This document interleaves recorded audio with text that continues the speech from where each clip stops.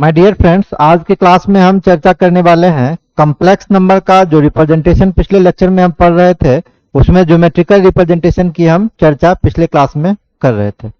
आज के इस क्लास में हम पोलर रिप्रेजेंटेशन या हम कहें कि ट्रिग्नोमेट्रिक रिप्रेजेंटेशन और यूलर रिप्रेजेंटेशन किस तरीके से किसी भी कॉम्प्लेक्स नंबर का हम कर सकते हैं, उसी के बारे में आज के इस क्लास में हम डिस्कशन करने वाले हैं।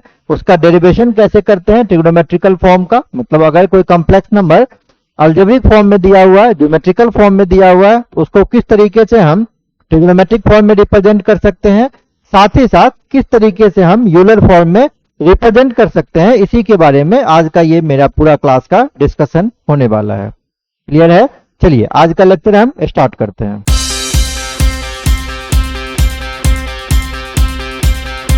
देखिए टॉपिक है आपका, जैसा कि हम आपको बताए अभी, polar and Euler form of a complex number. किसी भी कॉम्प्लेक्स नंबर का पोलर फॉर्म कैसे निकालेंगे और ट्रिग्नोमेट्रिक फॉर्म कैसे निकालेंगे, साथ ही साथ यूलर फॉर्म कैसे निकालेंगे, यही टॉपिक का नाम है। तो इसमें हम बारी बारी से पढ़ते हैं। पहला है आपका पोलर या trigonometrical represent of a complex number. पिछले क्लास में बच्चों हम ज्योमेट्रिकल फॉर्म किसी भी कॉम्प्लेक्स नंबर का कैसे होता है उसका डिस्कशन कर रहे थे। तो मान लेते हैं कि ये एक एक्स वाई एक्सिस है, जिसको हम कॉम्प्लेक्स नंबर के भाषा में क्या कहते थे, कॉम्प्लेक्स नंबर के भाषा में इसको हम कहेंगे आर्गेंट प्लेन, है ना, या कॉम्प्लेक्स प्लेन कहते हैं। तो मान लीजिए एक्स वाई एक प्लेन है, ये ओ ओरिजिन है और इसमें कोई एक पॉइंट पी प्लॉट किया हुआ है जिसका कोऑर्डिनेट है एक्स कॉमा वाई। अगर हम डिस्टेंस की बात करेंगे तो ये एक्स एक्सिस पर जो डिस्टेंस होगा, ये डिस्टेंस हम चलिए x एज्यूम कर लेते हैं और मान लेते हैं कि x एक्सिस पर ये p पॉइंट पे प्लॉट कर रहा है। क्लियर? और ऑब्वियस सी बात है, ये डिस्टेंस आपका क्या हो जाएगा, ये डिस्टेंस y के इक्वल है। ये पिछले क्लास में भी हम बता रहे, तो ये डिस्टेंस को अगर हम y मानेंगे तो ये pm का भी जो डिस्टेंस है ये y के ही इक्वल होगा।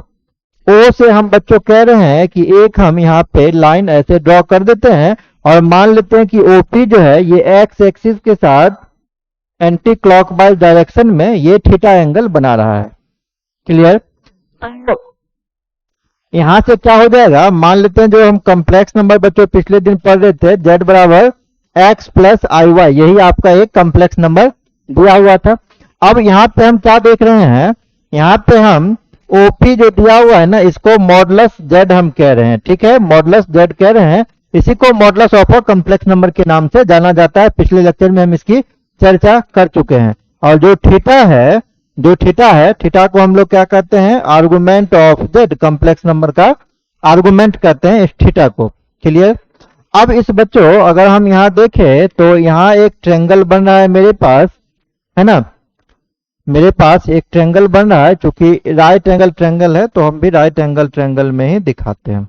अब राइट एंगल ट्रायंगल बच्चों बन रहा है, कौन सा है, POM, है ना, जिसकी हम यहाँ पे बात भी कर रहे थे। आप इसको लिख सकते हैं, एंगल POM भी लिख सकते हैं, यही थीटा है आपका। तो ट्रायंगल POM में अगर हम आपसे पूछेंगे कि cos थीटा का वैल्यू क्या होता है, तो cos theta is equal to क्या होता है, B/H, बेस बाय हाइपोटेनस। अगर इस ट्रायंगल में हम बेस की बात करेंगे तो बेस क्या है आपका, OM बेस है, और हाइपोटेनस क्या है आपका, OP हाइपोटेनस है। क्लियर?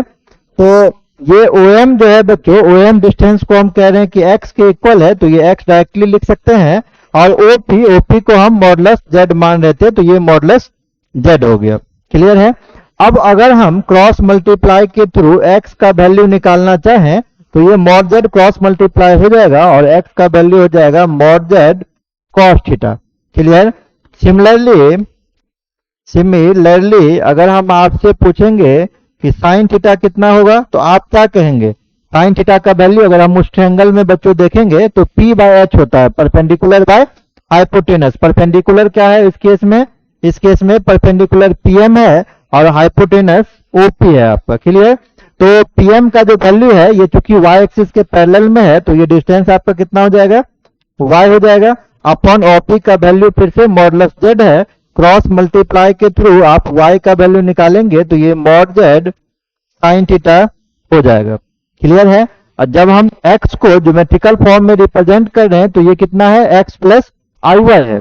तो अगर हम बच्चों x और y का वैल्यू जो हम निकाले हैं, अगर हम यहाँ से सब्स्टिट्यूट कर दें, तो चूंकि z का वैल्यू आपका क्या था, x प्लस आई वाई था, तो जब हम x का वैल्यू सब्स्टिट्यूट करेंगे तो x का वैल्यू है मॉड z कॉस थीटा और y का वैल्यू निकला है मॉड z साइन थीटा।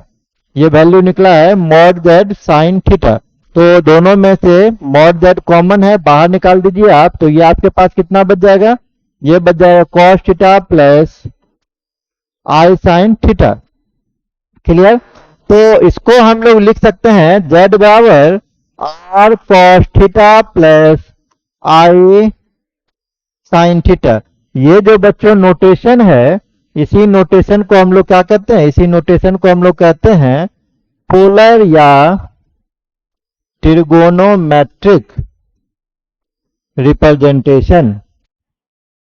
इसी को हम लोग पोलर या ट्रिगोनोमेट्रिक रिप्रेजेंटेशन कहते हैं ऑफ अ कॉम्प्लेक्स नंबर। किसी भी कॉम्प्लेक्स नंबर का ये क्या है, पोलर और ट्रिगोनोमेट्रिक रिप्रेजेंटेशन है। आप पूछेगा सर यहाँ पे r क्या है, तो जहां पे लिख देते हैं हम r का जो वैल्यू है मॉडुलस z है।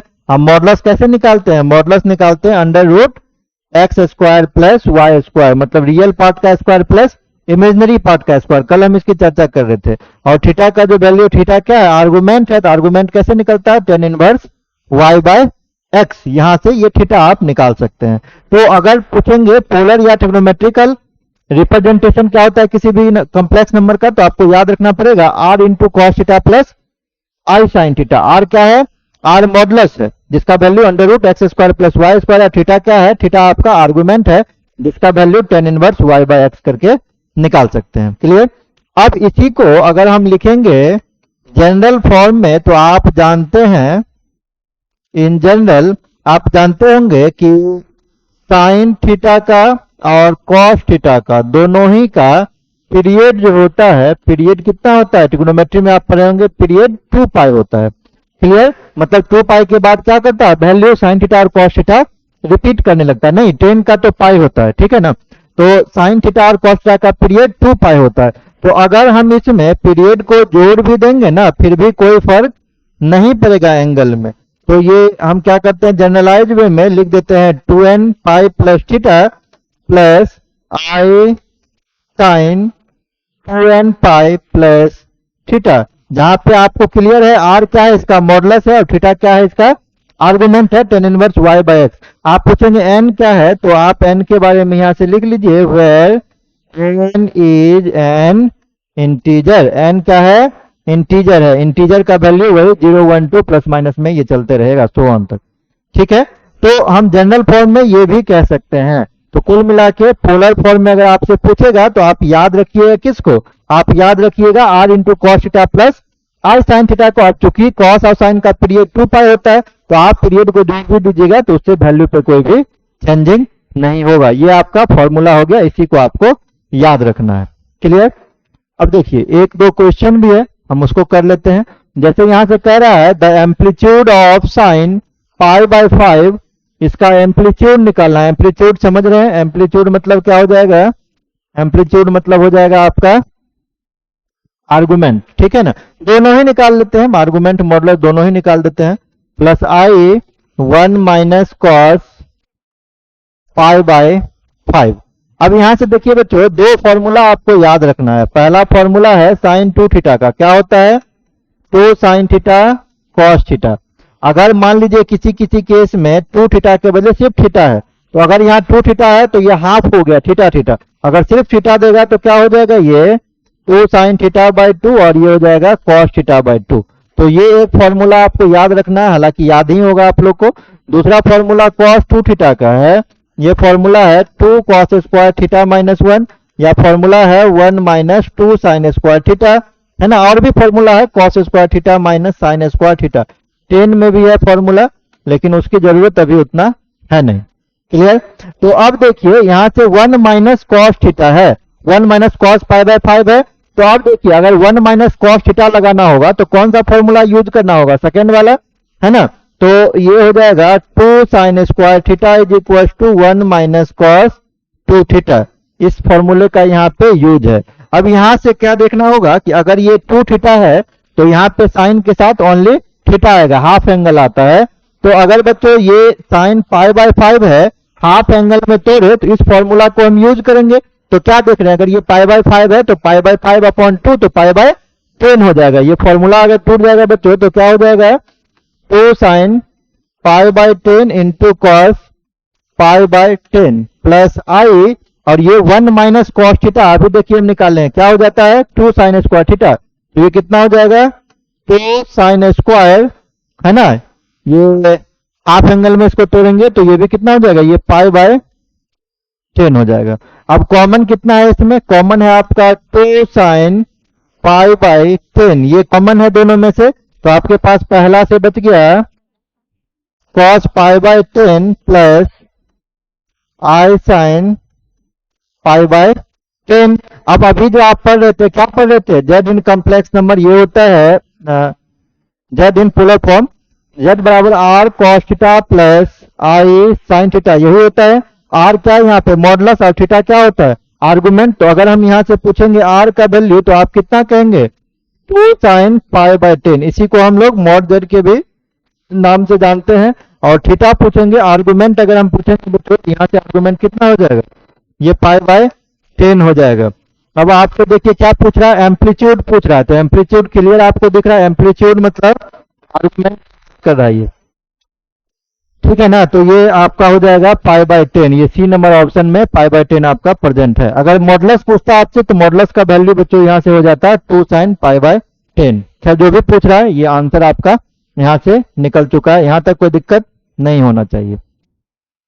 तो चलिए आगे है Euler form of a complex number. Clear, complex number का यूलर फॉर्म कैसे हम निकालते हैं। अब देखिए कॉम्प्लेक्स नंबर का यूलर फॉर्म निकालने में हम जानते हैं क्या, हम जानते हैं फॉर्मूला e⁻i थीटा का फॉर्मूला क्या होता है, ये formula cos theta plus i sine theta, है ना। ये e⁻i थीटा का फॉर्मूला है cos theta plus i sine theta. तो अगर हम कहेंगे e⁻−i थीटा तो क्या होगा, एंगल में शिफ्ट कर जाएगा, है ना। आप प्लस वाला ही याद रखिए, तो एंगल में ये शिफ्ट कर जाएगा माइनस थीटा, प्लस ये हो जाएगा आई साइन माइनस थीटा। अब साइन कॉस माइनस थीटा का वैल्यू आपको याद रखना पड़ेगा, कॉस माइनस थीटा का वैल्यू कॉस थीटा होता है। क्यों होता है ये हम पढ़ेंगे जब ट्रिग्नोमेट्री की चर्चा करेंगे, तब क्वाड्रेंट के अनुसार एक्चुअली ये चेंज होता है ना। अभी उस डिटेल्स में हम जानना नहीं चाहेंगे। और साइन माइनस थीटा का वैल्यू क्या होता है, माइनस साइन थीटा। तो कितना हो जाएगा, ये cos minus theta cos theta हो जाएगा, और sine minus theta minus sine theta, तो ये हो जाएगा minus i sine theta. Clear. अब हम जेड पढ़े हैं, z in geometrical form, z in geometrical form जिसकी अभी हम चर्चा कर रहे थे। क्या कर रहे थे, z is equal to x plus i y, ये होता है। अगर हम पढ़ेंगे जेड इन पोलर फॉर्म, तो जेड इन पोलर फॉर्म बच्चों क्या हो जाएगा, जेड इन पोलर फॉर्म आपका हो जाएगा z is equal to r cos theta plus i sine theta, यही पढ़े हैं हम।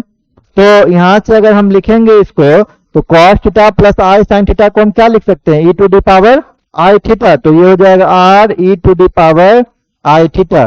तो अगर कॉम्प्लेक्स नंबर को यूलर फॉर्म में कहेगा लिखने के लिए नोटेशन क्या हो जाएगा, नोटेशन हो जाएगा z बराबर r e⁻i थीटा।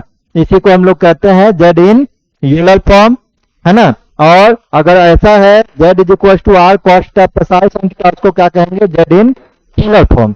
अगर हम एक दो एग्जाम्पल की भी बात कर लेते हैं, मान लीजिए कि मेरे पास ये दिया हुआ पहला example z is equal to 1 plus i, मान लीजिए ये दिया हुआ। क्लियर। अब कह रहा है ये कौन सा रिप्रेजेंटेशन है, ये ज्योमेट्रिकल रिप्रेजेंटेशन है। ये कौन सा रिप्रेजेंटेशन है, ये ज्योमेट्रिकल फॉर्म है कॉम्प्लेक्स नंबर का, जो पहला फॉर्म कल हम पढ़ रहे थे। अब मान लीजिए इसी को कहता है कि आप यूलर फॉर्म में रिप्रेजेंट कीजिए और पोलर फॉर्म में रिप्रेजेंट कीजिए। तो कैसे करना होगा आपको, तो उसके लिए जेड इन पोलर फॉर्म हम जब बच्चों निकालते हैं तो ये फॉर्मूला क्या है, r cos theta plus i sine theta, r cos theta plus i sine theta.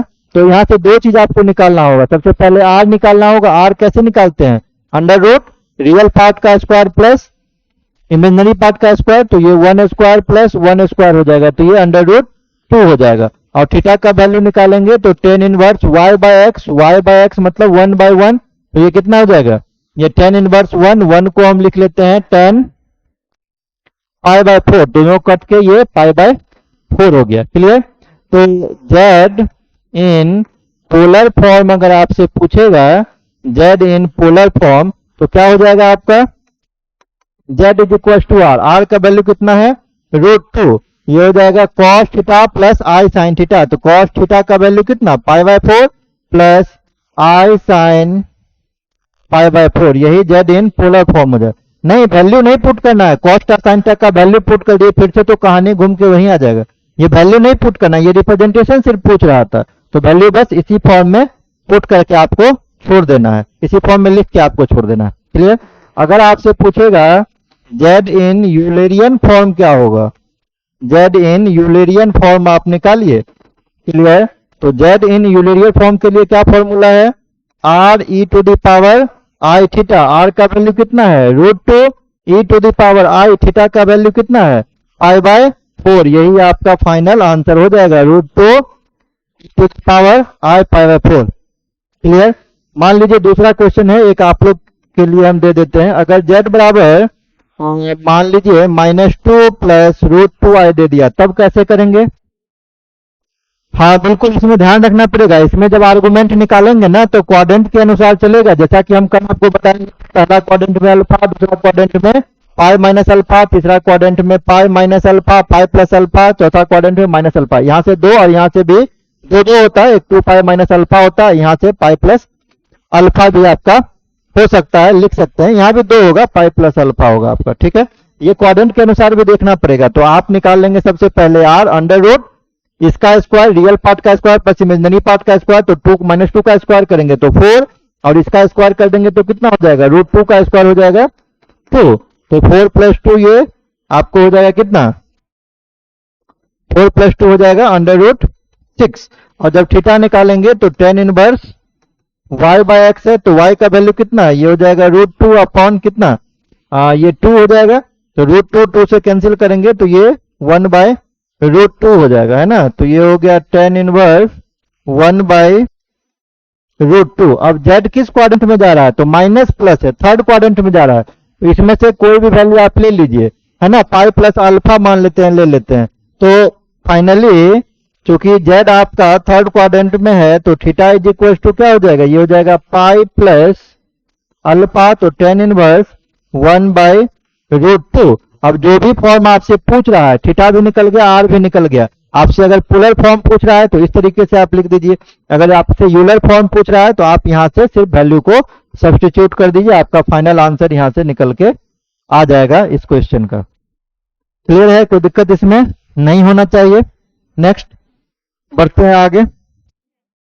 अब देखिए यहां से एक क्वेश्चन दिया हुआ, कह रहा है कि सिग्मा n बराबर 1 से 10 तक है, और यहाँ दिया हुआ sine 2n pi by 11 minus cos 2n pi by 11, इसका वैल्यू आपसे पूछ रहा है। क्लियर। कैसे निकालेंगे, कैसे इसको सॉल्व करेंगे, तो इसको सॉल्व करने में सबसे पहले आप देखिए क्या दिया हुआ है, sigma n is equal to 1 to 10, ये लिखा हुआ है sine 2n pi by 11 minus i cos 2n pi by 11। सबसे पहले बच्चों जो फॉर्म है इसका पोलर फॉर्म का, वो क्या है, r cos theta plus i sin theta, ये करेक्ट फॉर्म है, जबकि इस फॉर्म में अगर हम देख रहे हैं तो ये साइन है और i किसके साथ है, कॉस के साथ है। तो सबसे पहले तो आपको क्वेश्चन में फॉर्म को करेक्ट करना पड़ेगा, अगर फॉर्म इनकरेक्ट है तो सबसे पहले फॉर्म को करेक्ट कीजिए, तभी क्वेश्चन आपसे सॉल्व हो पाएगा। तो हम फॉर्म को करेक्ट करके देखते हैं, यहां से फॉर्म को करेक्ट करने में कॉमन लेना पड़ेगा, क्या कॉमन ले लें हम, यहां से क्या कॉमन ले लेंगे, अगर हम कॉमन ले लेते हैं यहां से, ठीक है, तो इसमें कॉमन क्या लेना पड़ेगा, इसमें आपको माइनस आई कॉमन लेना पड़ेगा, माइनस आई कॉमन ले लेंगे तो n बराबर 1 से ये 10 हो जाएगा, और यहाँ पे आपके पास क्या बच जाएगा, माइनस आई, चूंकि कॉस के साथ है तो माइनस आई कॉमन ले लिए हम, ये हो जाएगा 2n पाई बाय 11, और माइनस आई कॉमन लिए हैं तो यहाँ पे minus i sine 2n pi by 11 ये देना पड़ेगा, तो ये हो जाएगा कितना, minus minus plus i square, नहीं प्लस ही हो जाएगा, ये प्लस हो जाएगा, तो i square minus minus plus, हाँ ठीक है, ये इतना ही देना पड़ेगा। है ना, आयोटा स्क्वायर का वैल्यू -1 होता है, तो अगर हम गुना करेंगे ना तो माइनस आई कॉस 2n π/11 हो गया। जब इसको इससे मल्टीप्लाई कीजिएगा तो -i² sine 2n π/11, iota square का वैल्यू -1, तो minus minus plus sign 2n π/11, ये आपका मैनेज हो जाएगा। क्लियर? तो इसको हम क्या लिख सकते हैं, -i n बराबर 1 to 10, अगर इसको हम यूलर फॉर्म में लिखें तो e⁻i 2n π/11 लिख सकते हैं इसको। और इसको कितना लिख सकते हैं, इसको लिख सकते हैं -i समेशन n बराबर 1 to 10 n to 10, और इसको हम लिख सकते हैं,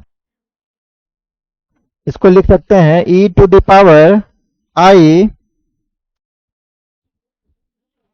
2π/11 whole to the power n, ये भी इसको हम लिख सकते हैं। अब हम यहां से क्या करते हैं, चूंकि ये दिया हुआ है किसके टर्म में, समेशन n के टर्म में दिया हुआ है, तो हम इसको एज्यूम कर लेते हैं -i summation n is equal to 1 to 10, इसको हम अल्फा एज्यूम कर लेते हैं। ठीक है ना, जहां पर अल्फा का जो वैल्यू है बच्चों ये कितना है, e⁻i 2π/11 है। क्यों अल्फा एज्यूम कर लिए, क्योंकि n में ये समेशन दिया हुआ था तो तोड़ने में हमको आसान हो जाएगा इसीलिए।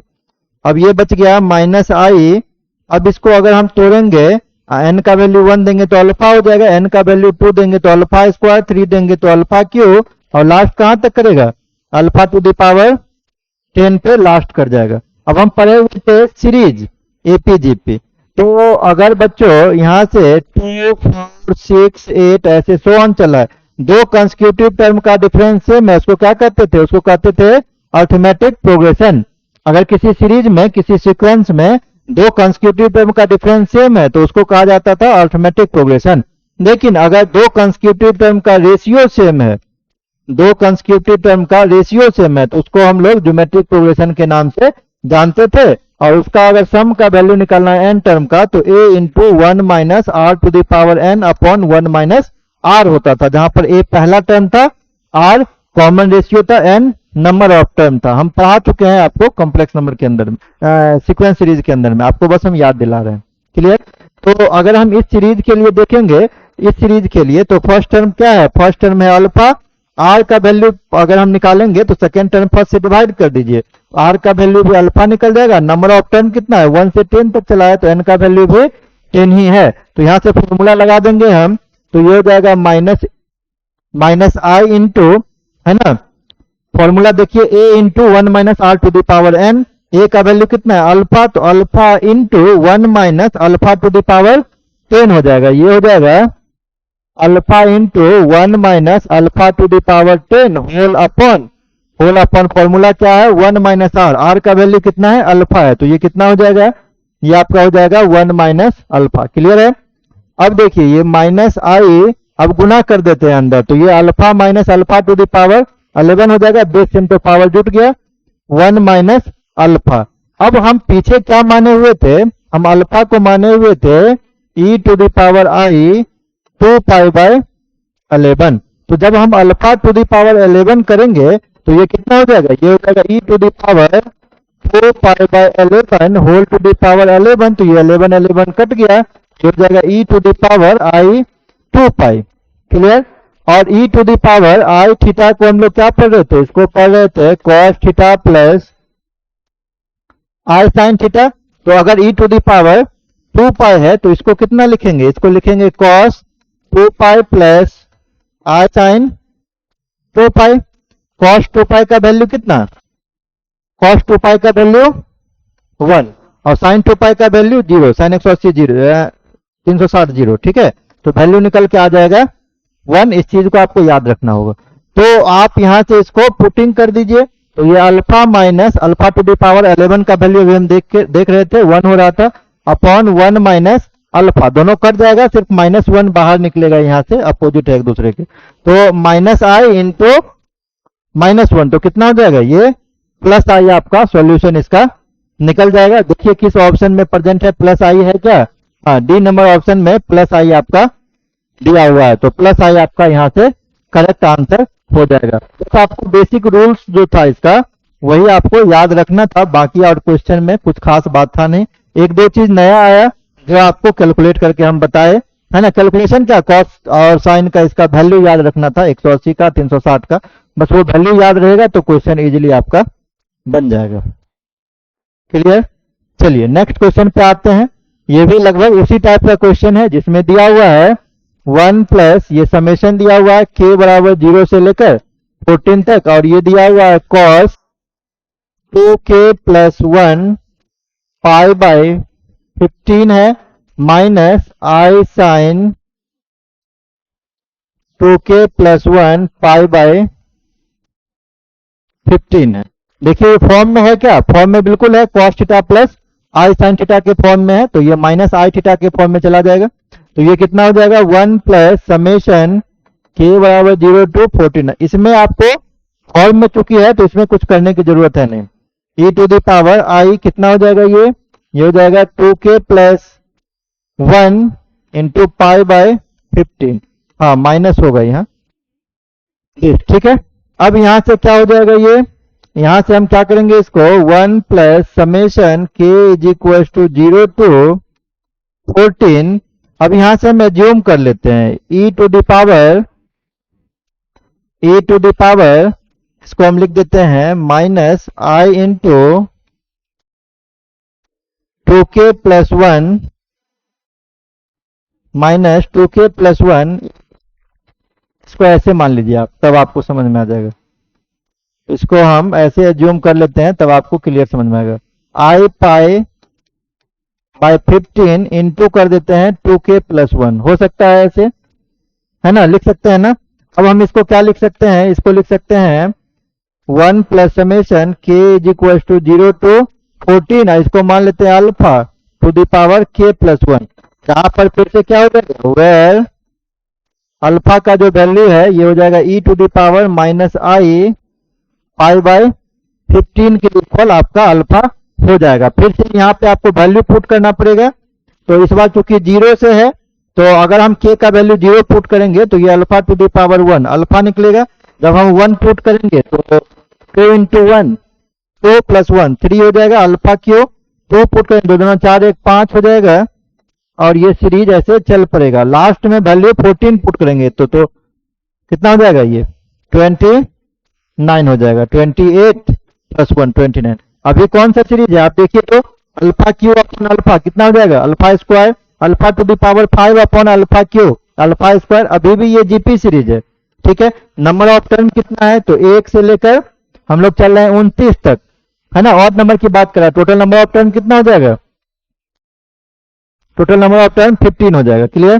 तो आप सम का फॉर्मूला तो आपको पता ही है, सम का फॉर्मूला हम यहां से लगा देते हैं, तो कितना हो जाएगा, ये हो जाएगा 1 प्लस अब सम का फॉर्मूला लगाइए, ये सीरीज है आपका alpha plus alpha Q plus alpha to the power 5 plus so on alpha to the power 29। तो यहां अगर हम सीरीज में बात करेंगे, पहला टर्म अल्फा, हाँ कॉमन रेशियो क्या, अल्फा स्क्वायर, और नंबर ऑफ टर्म पूछेंगे कितना, तो ये 15 टर्म है, और टर्म में जा रहा है इसीलिए, तो ये हो जाएगा 1 plus formula a into 1 minus ये अल्फा स्क्वायर है ना, r to the power n upon 1 minus r, तो ये आपका हो जाएगा 1 plus alpha into 1 minus alpha to the power कितना, हाँ 30 हो जाएगा, अपॉन 1 माइनस अल्फा स्क्वायर, तो ये 1 प्लस फिर से कैलकुलेट कर लेंगे तो alpha minus alpha to the power 31 upon 1 minus alpha square. अब हम अगर अल्फा को देखेंगे, अल्फा को क्या एज्यूम किए हुए थे, अल्फा एज्यूम किए हुए थे i इंटू पाई बाय 15, आप अल्फा को एज्यूम किए हुए थे e to the power minus i pi by 15। तो अगर हम अल्फा, ठीक है, तो अल्फा का वैल्यू है e to the power minus this pi by 15, तो अगर हम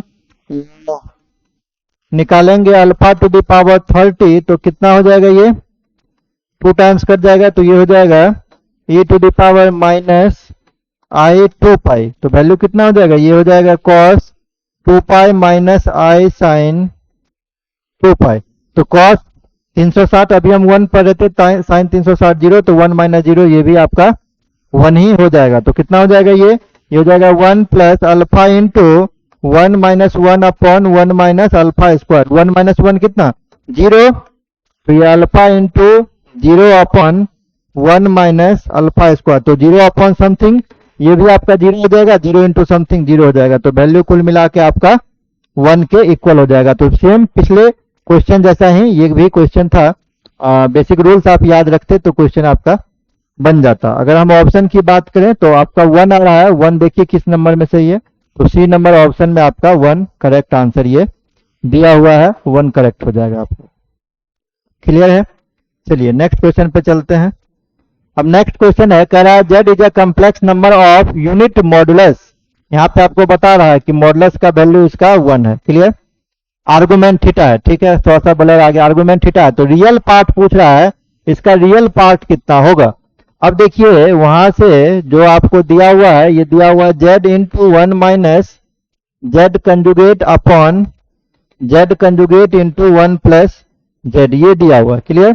तो अगर हम इसको गुना कर देंगे तो ये जेड माइनस क्या हो जाएगा, जेड इंटू जेड कंजुगेट। अगर नीचे हम मल्टीप्लाई कर देंगे तो Z conjugate plus Z into Z conjugate. और हम जानते हैं अगर किसी कम्प्लेक्स नंबर को उसके कंजुगेट के साथ मल्टीप्लाई करेंगे तो ये कितना होता है, ये होता है मॉडुलस का स्क्वायर, नहीं होगा।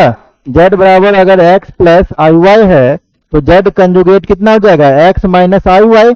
और अगर जेड इंटू जेड कंजुगेट कीजिएगा तो फॉर्मूला लग जाएगा ना, x plus i Y into x minus I Y, है ना, एक्स स्क्वायर माइनस ए प्लस बी इंटू ए माइनस बी का लगेगा, जिसका फॉर्मूला लग जाएगा ना। तो आई स्क्वायर का वैल्यू -1, तो x square plus i y square under root x square plus y square को हम मॉडुलस जेड कहते हैं, तो ये कितना हो जाएगा, ये मॉडुलस जेड का स्क्वायर हो जाएगा। क्लियर? इस फॉर्मूला को याद रखिएगा। तो यहां से आपका क्या हो जाएगा, ये आपका हो जाएगा जेड माइनस मॉडुलस जेड का स्क्वायर अपॉन नीचे क्या हो जाएगा, Z conjugate upon modulus Z का स्क्वायर। और मॉडुलस जेड का वैल्यू अगर हम देखें क्वेश्चन में तो 1 दिया हुआ है, तो ये कितना हो जाएगा, ये हो जाएगा Z minus 1 upon mod Z plus 1। और जेड को आप क्या कर रहे हैं, जेड को कह रहे हैं आप अगर हम उसके फॉर्म में लिखें, जेड को हम लोग कह रहे हैं r cos theta plus i sine theta. Clear? तो जेड माइनस अगर हम 1 करेंगे तो आर आर तो खैर ऊपर नीचे कैंसिल होके कट जाएगा आपका, ठीक है ना।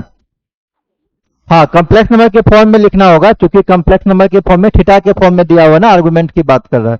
तो यहां से कितना हो जाएगा, ये आपका हो जाएगा रियल में से रियल को घटा देंगे तो ये हो जाएगा cos theta minus 1 plus i sign Y हो जाएगा। और नीचे मॉडुलस जेड है, मॉडुलस जेड मतलब पता है कितना हो जाएगा, ये हो जाएगा cos theta minus i sine theta. Y क्यों लिख दिए, थीटा ना होगा ये हो जाएगा थीटा।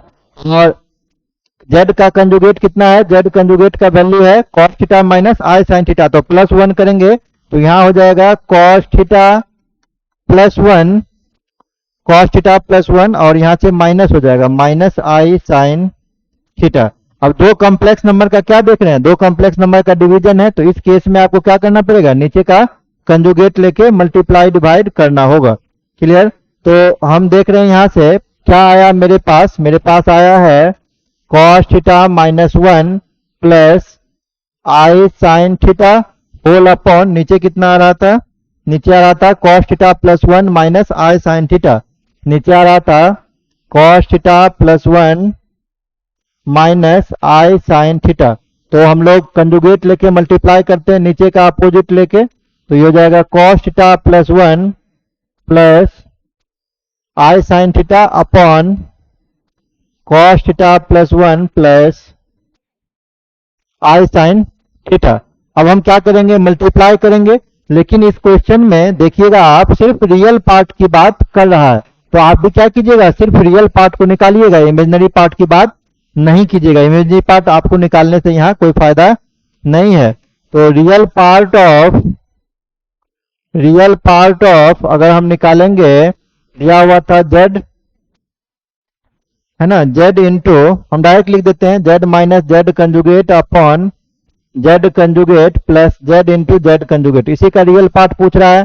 तो ये आपको हो जाएगा रियल पार्ट किस किस में आएगा? अगर हम इसको इससे मल्टीप्लाई करेंगे तो आई का टर्म नहीं आएगा, या तो हम इसको इससे मल्टीप्लाई करेंगे तो आई का टर्म नहीं आएगा। लेकिन अगर हम पहला को सेकेंड से किए मल्टीप्लाई आई वाले टर्म से तो आई आना ही आना है, या यहाँ का दूसरा यहाँ का पहला किए फिर भी आपका आई का टर्म आएगा। तो हम क्या करते हैं, सिर्फ यहाँ से इस दोनों टर्म में नहीं आएगा, गुना कर दीजिए तो कितना हो जाएगा, cos theta minus one into cos theta plus one, cos square theta minus one आ जाएगा, और इसके इससे मल्टीप्लाई कीजिएगा तो प्लस में आ जाएगा क्या, iota square sine square theta आ जाएगा। और नीचे जब आप मल्टीप्लाई कीजिएगा तो नीचे मल्टीप्लाई में क्या आ जाएगा, नीचे मल्टीप्लाई में आएगा cos थीटा प्लस वन का whole square minus iota square sine square theta. तो कुल मिला के आपके पास क्या आ गया, cos square theta minus one, iota square minus one होता है, minus sign square theta upon नीचे जब ब्रेक करेंगे तो ये आपका आ जाएगा cos square theta plus one plus 2 cos theta, iota square का वैल्यू माइनस वन तो साइन स्क्वायर थीटा। क्लियर? अब ऊपर में अभी हम फॉर्मूला बता रहे थे, cos 2 थीटा का फॉर्मूला होता है cos square theta minus sign square theta, और आप जानते हैं sign square theta plus cos square theta का वैल्यू कितना होता है, 1 होता है। तो cos square theta minus sign square theta है, तो इसको हम डायरेक्टली लिख लेते हैं। हाँ, आप ये भी लगा सकते हैं cos square theta minus one का। कुछ बच्चे बोल रहे हैं कि सर ये भी तो फॉर्मूला है, cos 2 थीटा का फॉर्मूला है 1 माइनस 2 साइन स्क्वायर थीटा, या 2 cos square theta minus one, ये भी तो फॉर्मूला आप लगा सकते हैं। तो यहां से अगर हम इस फॉर्मूला का यूज करेंगे तो cos 2 थीटा है ना, ये प्लस हो जाएगा ना, नहीं ये पहला फॉर्मूला लगाना होगा। तो cos थीटा माइनस वन अगर हम कहेंगे, इसको इधर ले आएंगे तो माइनस 2 साइन स्क्वायर थीटा यहां से बचेगा, cos square theta minus one है तो कौन सा फॉर्मूला लगेगा, cos square theta minus cos square theta minus one है। अच्छा एक काम करते हैं ना, cos square theta minus sign square theta cos 2 theta लिख देते हैं हम, cos 2 थीटा माइनस वन, अपन बाद में देख लेंगे, cos square theta plus sign square theta, ये कितना हो जाएगा 1, 1 प्लस वन 2, तो 2 प्लस 2 cos थीटा हो गया, तो 2 कॉमन है, बचा क्या 1 प्लस cos थीटा, ये बच गया। क्लियर? थोड़ा सा इसको और सिंप्लीफाई करना होगा, 1 को अगर हम कटाना चाहते हैं cos 2 थीटा में कौन सा फॉर्मूला लगाएं कि 1 हमारा एलिमिनेट हो जाएगा। आप देखिए यहाँ माइनस में 1 है तो प्लस में 1 किस तरफ में आएगा, cos 2 थीटा माइनस वन है, ठीक है ना, cos 2 थीटा माइनस वन है, कौन सा फॉर्मूला लगाना होगा, या cos 2 थीटा माइनस वन का फॉर्मूला क्या हो जाएगा, माइनस 2 साइन स्क्वायर थीटा हो जाएगा, तो ये हो जाएगा minus 2 sine square theta upon नीचे ये 2 है और 1 प्लस cos थीटा का, तो हाफ एंगल में लगेगा 1 प्लस cos थीटा, तो ये इधर आएगा तो 1 प्लस cos 2 थीटा, तो यहाँ बचेगा क्या 2 cos स्क्वायर थीटा बाय 2, ये क्या बच जाएगा 2 cos square theta by 2। Clear है? तो ये 2 कट गया, अब आपके पास 2 से 2 कट गया तो आपके पास क्या बचा, आपके पास बचा minus sign square theta upon cos square theta by 2। अब ये कैसे टूटेगा आपका, cos 2 थीटा आप लगा दिए, cos 2 थीटा आपका हो गया cos square theta minus sign square theta, cos 2 theta minus one, नीचे हो गया 1 प्लस cos 2 थीटा, तो cos 2 theta minus one minus 2 sine square theta, ठीक है, और नीचे 2 into 1 plus cos theta, 1 plus cos 2 theta, 2 cos square theta हो जाएगा,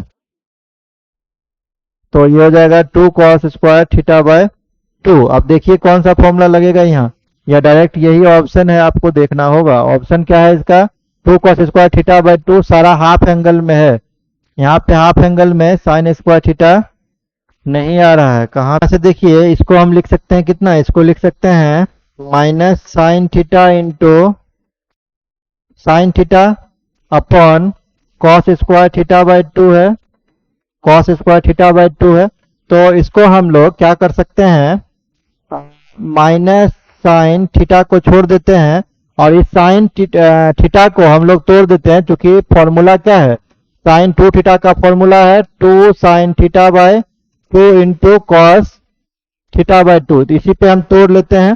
तो साइन थीटा को अगर हम तोड़ेंगे तो कितना हो जाएगा, ये हो जाएगा 2 साइन थीटा बाय 2 और cos theta by 2 whole upon नीचे क्या हो जाएगा, ये हो जाएगा कॉस स्क्वायर थीटा बाय 2। तो कॉस थीटा बाय 2 से ये स्क्वायर वाला टर्म कट गया। तो बचा आपके पास क्या, एक तो ये साइन थीटा बचा हुआ है और नीचे 2 पहले बच गया, तो -2 ले लेते हैं sine theta by 2 upon cos theta by 2। तो टेन थीटा बाय 2 हो जाएगा, है ना, ten theta by 2 into sine theta,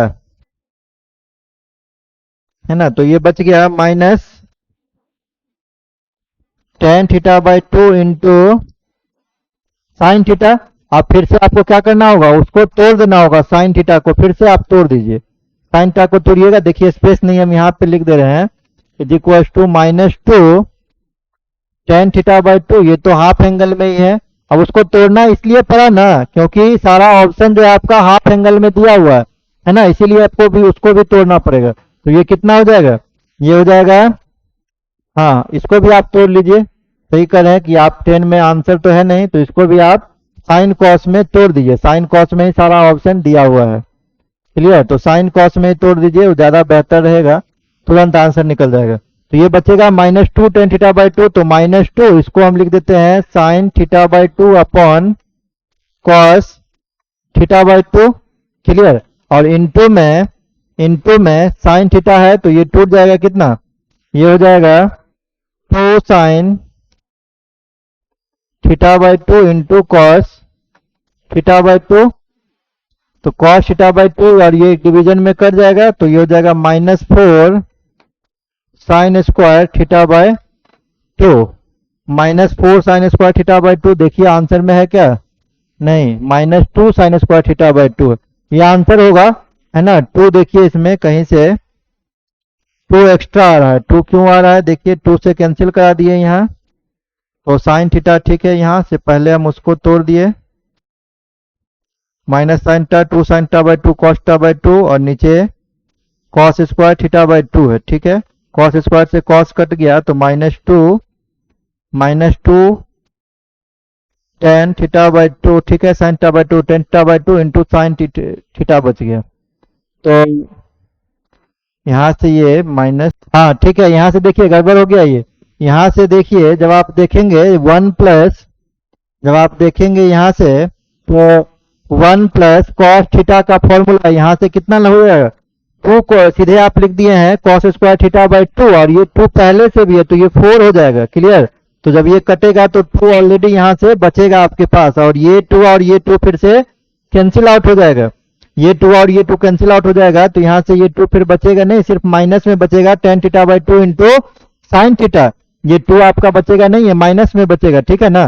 तो ये 2 फिर से क्या होगा, ये 2 जब यहाँ से होगा वहां 2 का मिस्टेक हो गया था, तो ये 2 फाइनली आगे आ जाएगा, तो आपका आंसर हो जाएगा -2 sine square theta by 2। Actually यहाँ जो फॉर्मूला लगा ना 1 प्लस कॉस थीटा का, यहाँ से भी 2 कॉस स्क्वायर थीटा बाय 2 होगा, एक 2 पहले से है, ये मल्टीप्लीकेशन करना हम भूल गए थे, तो 2 टू जाइए 4 हो जाएगा, है ना, जिससे आंसर में लास्ट में निकालने में आपको यहाँ से दिक्कत हो जाता, तो आपका आंसर हो जाएगा इस केस में -2 sine square theta by 2, clear. तो ये देखिए आज का लेक्चर जो था यहीं तक था। आज की क्लास में हम बात किए पोलर फॉर्म किसी भी कॉम्प्लेक्स नंबर का कैसे निकालते हैं और यूलर फॉर्म किसी भी कॉम्प्लेक्स नंबर का कैसे निकाला जाता है, इसके बारे में पूरा क्लास किए।